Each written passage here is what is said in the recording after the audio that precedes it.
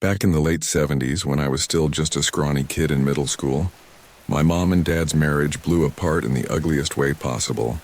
We're talking screaming matches that shook the damn house. One week, Dad disappeared. Mom told me and my brother that he was away on a work trip, but I wasn't stupid. I was a kid, yeah, but I could hear the venom in her voice. When Dad came back, it wasn't hugs and catching up. It was 3 straight days of brutal arguments. Fights that made me lay awake in bed at night. Then he packed his crap, slammed the door, and left for good. He moved up to Crescent City, got himself a little place by the harbor, and as far as I could tell, decided he didn't want to be a dad anymore. I'll be honest, that screwed me up. Even later, when I was grown, I couldn't shake it. The most he ever said about it was when he called me on my 26th birthday. He was drunk as hell. He apologized for being distant, but then he said something weird. Said his life had taken a horrible turn around the time he left Mom. Told me sometimes a man has to do what's right, even if it means sacrificing everything. I didn't know what the hell that meant. At the time, I just chalked it up to drunk talk. I didn't know it was the last conversation I'd ever have with him. 7 months later, Mom called me in the middle of the night. I'll never forget it. I answered, groggy as hell, and she just said, "Your father's dead." Then she shoved the phone to my brother so he could take over. Just like that. Cold. He'd had a heart attack while swimming in his pool. Nobody found him for 2 days. Mom had to go identify the body, and when she came home, she was so drunk she came stumbling out of a cab instead of her car. We had a closed casket funeral the next week. I thought that was the end of it. Bury him, deal with his stuff, move on, but no. That was only the beginning. When we started going through his finances, we realized something didn't add up. Dad had been doing well.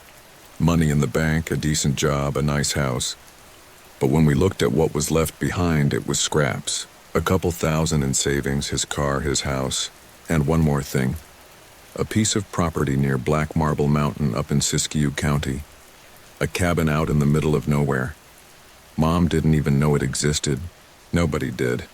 According to the attorney, it was one room 20 miles south of a little town called Happy Camp, built right after the divorce. She told the attorney to sell it off immediately. Said it'd be filled with nothing but empty bottles and trash, but I don't know. Something in me wanted to see it.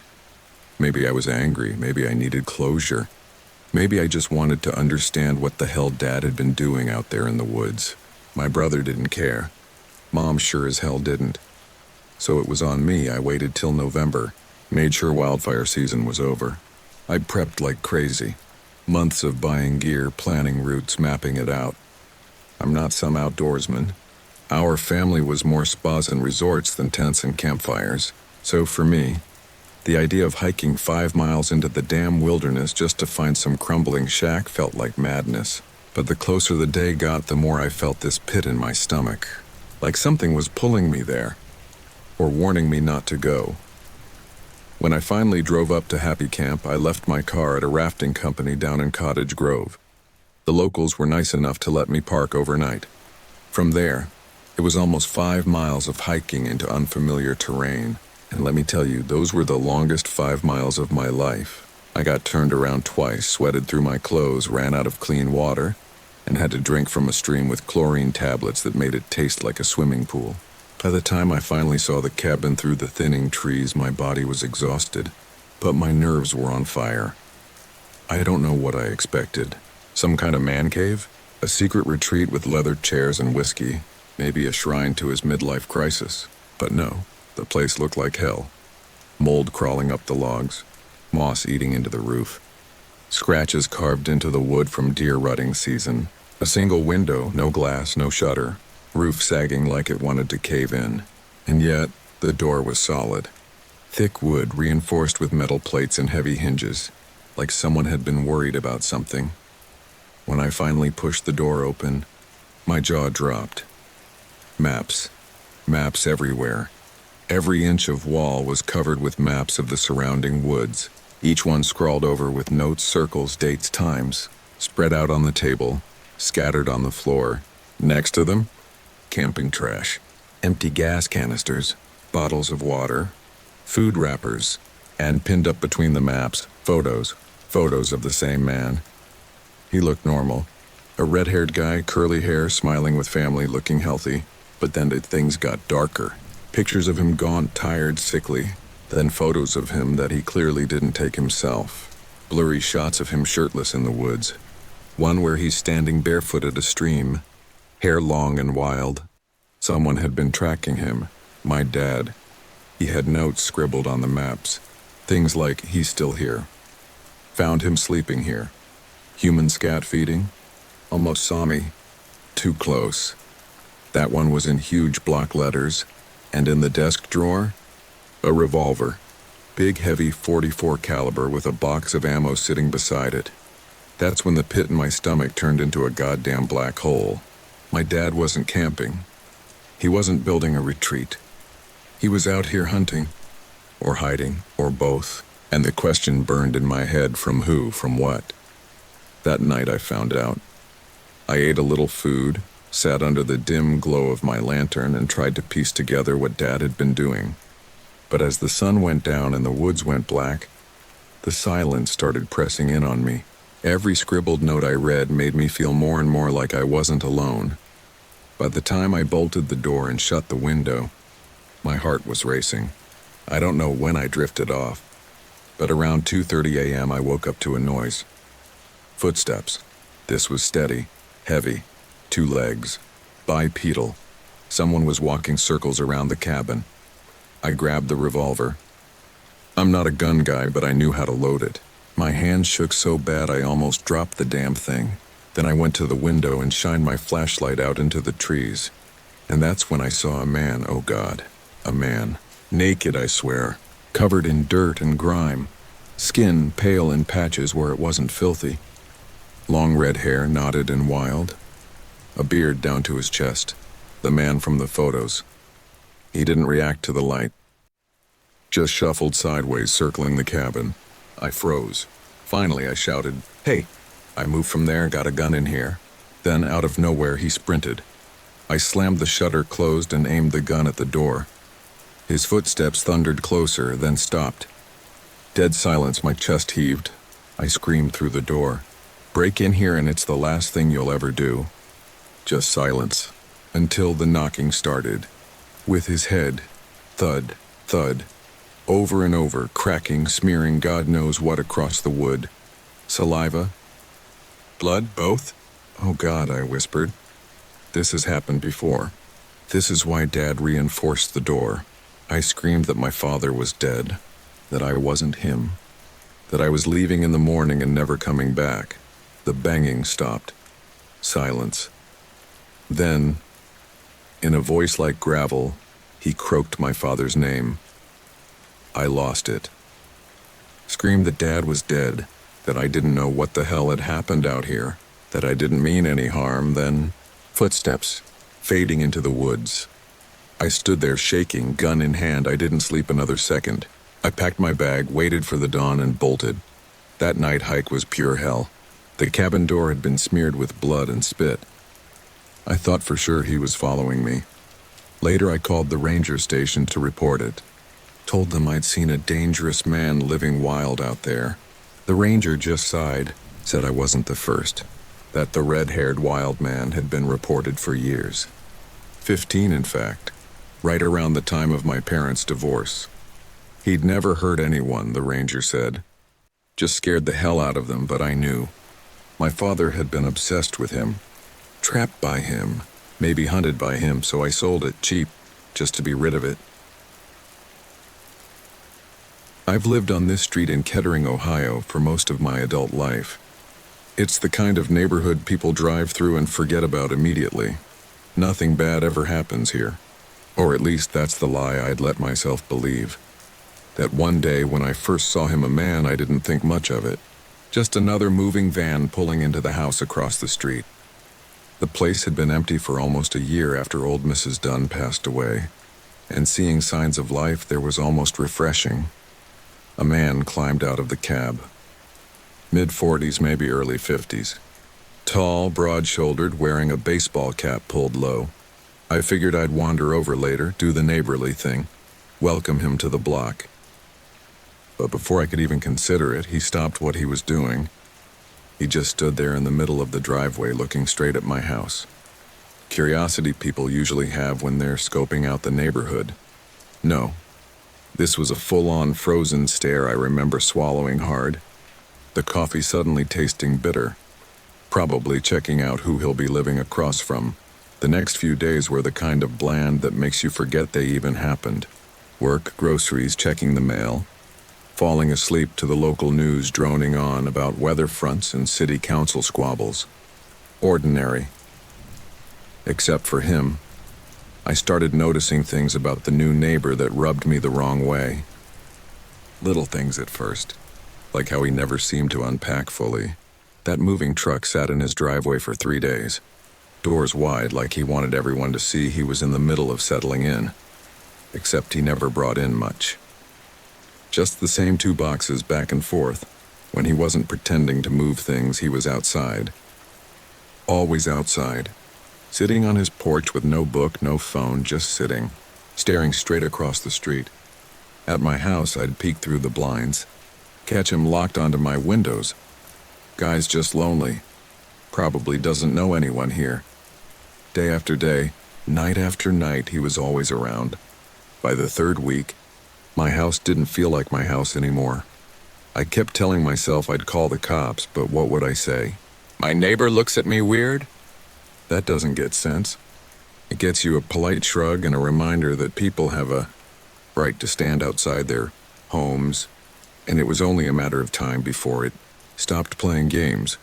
It was late November when it finally happened. That day had been normal enough.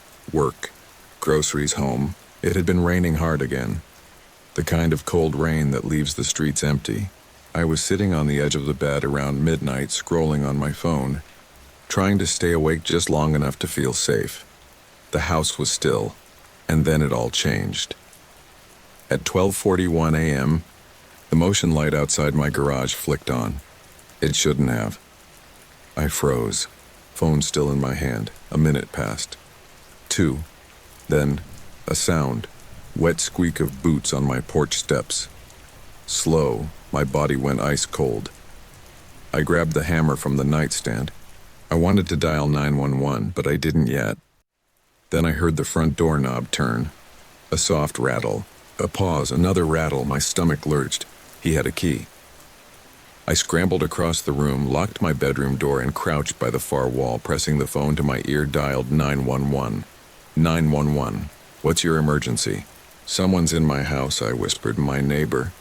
He's inside my house. Please. The operator started to say something, but then I heard it. The front door clicked open. The operator's voice was tinny in my ear. Stay on the line with me. Lock yourself in a room. I was already locked in. Then I heard the footsteps. Wet boots on hardwood. He didn't call out. He didn't make a sound other than walking. The footsteps reached the bottom of the stairs, stopped, then a creak, another. He was climbing. Halfway up the stairs, he stopped again. I held my breath, throat burning. The operator whispered through the phone. They're on their way. Stay hidden. Don't hang up. Another creak. Then he was at the top. I squeezed my eyes shut, trying not to sob. Then I heard my bedroom door knob jiggle, my whole body locked. Another rattle. Harder. I saw the boots. Big, dark boots planted inches from the bottom of my door. The boots shifted, stopped, shifted again, and then nothing, and then an eye appeared under the door. Oh my God, just one eye wide open, staring right at me through the gap between the carpet and the wood, I swear. I almost screamed, but bit down hard on my hand. Tears burned my eyes. The operator's voice. Sir? Sir, can you tell me what's happening? I couldn't speak. Then the boots moved. A single loud thump as he dropped to his knees outside the door. Open up, he whispered. I know you're in there. I shook my head even though he couldn't see me. And believe me, in that moment of fear, I heard the sirens outside. The boots shifted again. A sudden scuffle. I stayed crouched, shaking, until the pounding on the front door nearly made me jump out of my skin. "Sheriff's Department." I still on the phone with dispatch. 2 deputies stormed inside, guns drawn. They swept the house room by room, shouting, "No one." He was gone. One of them found the back door unlocked, muddy boot prints leading out into the yard and disappearing into the trees beyond. They questioned me until dawn. I told them about the months of watching. They went across the street. "Knocked," he answered. Calm as ever, like he'd been asleep. But they pressed him, and somewhere in that back and forth he slipped. Mentioned something he shouldn't have known about the inside of my house. That was enough. They cuffed him on the spot. Later they told me what they found. My name in his search history for weeks, photos of my house saved on his phone, notes about my work schedule. He'd moved into that rental across the street for me. The detective also told me they found a camera lens poking through a hole in one of his curtains, aimed directly at my bedroom window. It had never been random. He had planned the whole thing. For days I couldn't step outside. It took me days to stop shaking. They eventually arrested the man, and after that, nothing else happened. At least nothing I could see. But the fear he gave me, the way he made my own home feel like a trap, I will never forget that. I moved to the new house a few years back. My street sat half hidden behind a row of oaks, small ranch houses. Fresh-cut lawns, driveways with basketball hoops and bird baths. The kind of place where if you drove by at noon, you'd think kids would be out riding bikes and parents would be chatting over fences. The first thing that hit me was how quiet it was. I'd take a walk down my street and not once did I see a neighbor trimming their yard, smoking on their porch, or even getting into their car. Curtains were drawn, driveways empty, and then there was Todd, my neighbor. I met him 3 days after moving in, right when I was unpacking boxes and trying to make the place feel like mine. A knock at the door. I opened it to find him standing there. Tall man, older, maybe pushing his 50s. Black hair streaked with gray, patchy beard. He introduced himself as Todd from a few doors down. Said he lived there with his wife. I forced a smile, shook his hand. We talked for a couple minutes. Basic crap. Why I moved here, where I came from. If I moved with anybody. Stuff that sounded harmless. But even then, something about the way he leaned forward, the way he looked at me a half second too long with every answer, set something uneasy crawling in my chest. Still, he seemed neighborly, friendly enough, but that was the only face in this neighborhood I saw. It wasn't even a week later that Todd came back. This time he wasn't just saying hi. He said he and his wife were hosting a little get-together that night. A neighborhood dinner at 7:30, their place. He pressed a small white card into my hand. The address was his, scrawled in neat blue ink. The time, 7:30 p.m., I hesitated, but I forced a smile. "Thanks, Todd, I'll be there." Friday came faster than I expected. I almost convinced myself to skip it. Order takeout, watch a movie, pretend I forgot. But part of me felt guilty. I didn't want to be the rude new neighbor.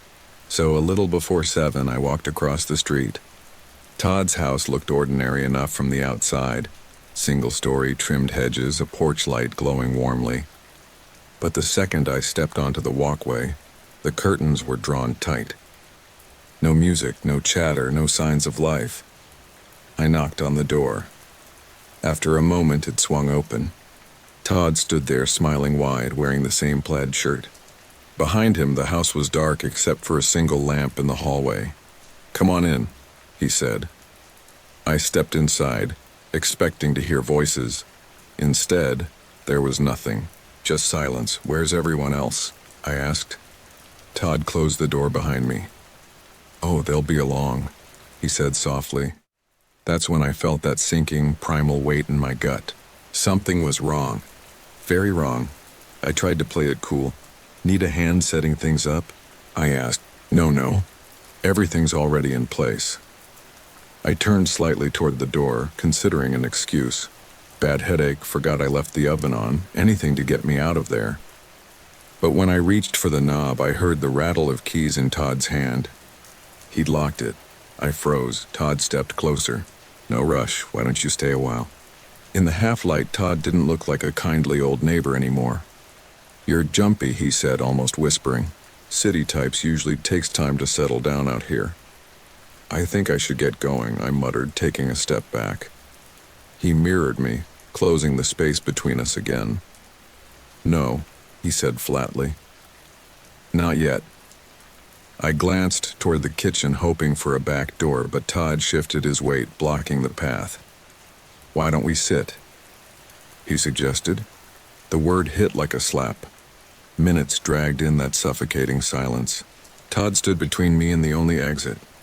He talked in circles about how people never really know their neighbors, my throat dry, pretending calm while my brain raced for a way out. At one point he tilted his head and whispered, "You think anyone would hear you if you screamed?" My knees locked. I swallowed hard. "Todd, please." He smiled again, but it was different this time. "Don't worry. You'll get used to it." I lunged toward the kitchen. I tore through the narrow hallway behind me. Todd's footsteps thundered. "Get back here." My hands on the doorknob, it wouldn't turn, locked. My vision blurred with panic. I yanked, twisted, slammed my shoulder into the wood. At the last second, my fingers found the latch. The door swung wide and I stumbled into a narrow mudroom. Todd's hand clamped down on my shoulder. I screamed, twisting free, and shoved him back with everything I had. I bolted through the back door and into the freezing night. I ran barefoot across the cold grass, the slam of a door behind me, Todd's furious shouts. I didn't stop until I reached my house. I tumbled inside, slammed the door shut, and dialed 911. By the time the cops arrived, Todd's house was dark again. They searched it top to bottom. No signs of a party, no signs of his wife, no signs of anyone else ever living there. They questioned him, but with no proof of a crime. They never arrested him. And I have the only option left was to move out, and I did it within the month. Because the truth is, Todd never wanted me at a dinner party. He wanted me in that house alone. I grew up in small-town Montana. By the time I hit my late teens, I was already working nights as a porter up at a set of cabins tucked deep into the mountains. It wasn't glamorous work. Mostly it was sitting in the office, making sure nothing burned down, locking up late check-ins, and being a warm body in case something went wrong. They called it a night porter, but really it was just babysitting the place from dusk till dawn. And let me tell you, the Montana mountains at night are a whole different world. Pitch black, quiet enough to hear your own heart thump, and cold as a grave. You'd step outside and it felt like the trees themselves were holding their breath. We had this little office with 2 glass-paneled windows and a glass-paneled door facing out toward the parking lot and the dirt trail that ran past the cabins. Inside it was bare bones, a desk, a logbook, a chair, and not much else. They'd just put in a VHS player so night porters like me wouldn't nod off. I'd gotten into a routine, rent a couple horror tapes from town, microwave a burrito, and settle in for a long night. That particular night, and I'll never forget this as long as I live, I was watching Hellraiser. 1 in the morning, Cenobites on screen, chains ripping flesh, the whole deal. I was half scaring the crap out of myself, half trying not to fall asleep, when I heard something outside. I brushed it off. People from the city like to stargaze. Sometimes they'd wander around after midnight, glass of wine in hand, whispering about constellations. So hearing movement out there wasn't unheard of. But the sound came again, closer this time. I paused the tape, lowered the volume, and leaned back in my chair, ears straining. It wasn't footsteps. At least not normal ones. It was this low, dragging shuffle, like something moving on. We kept a gun in the office, safe for exactly that reason. My stomach was already knotting as I grabbed the keys, popped the safe, and pulled out the revolver. I crept into the lobby, gun heavy in my hand. I flicked the light off so I wouldn't backlight myself and just stood there, The shuffle came again, closer, right outside. I was praying for a coyote, so I picked up the flashlight, held it in one hand with the gun in the other, and aimed it out into the black. Nothing. No eyes, just trees swaying and the gravel lot. And then, bang, out of nowhere, a face shot up in the window right in front of me. A man. A man with his mouth and chin smeared in dark, wet blood. His shirt was soaked with some reddish-brown sludge, like vomit and gore mixed together. He slammed his hand against the glass to steady himself, smearing more of it across the pane, and I yelped so loud it echoed off the walls. My knees damn near gave out, then he collapsed, just crumpled to the ground out of view. Oh God, I muttered and dialed 911 with shaky hands, keeping one eye on that window. When dispatch picked up, I blurted out, "There's a man outside the office. He's hurt, bleeding bad. He just collapsed." The lady on the other end asked what was wrong with him, and I didn't have an answer. His skin was clammy, his lips blue. He made this horrible groan deep in his chest. I asked him what happened, who hurt him, but all he did was gurgle and spit more blood. Then I caught 2 words. Barely whispered, but clear enough. "Number 9. I froze. "Number 9? What the hell is that? Is that a drink? Some code?" I asked, but he just groaned again, rolling onto his side, and then it hit me. "Cabin 9. "Oh God, no," I whispered, stumbling back inside. I told dispatch what he'd said, and they promised an ambulance was already rolling. But my gut was screaming that I didn't have time. If something had gone down at Cabin 9, others might be dying. So like a damn fool, I ran for it.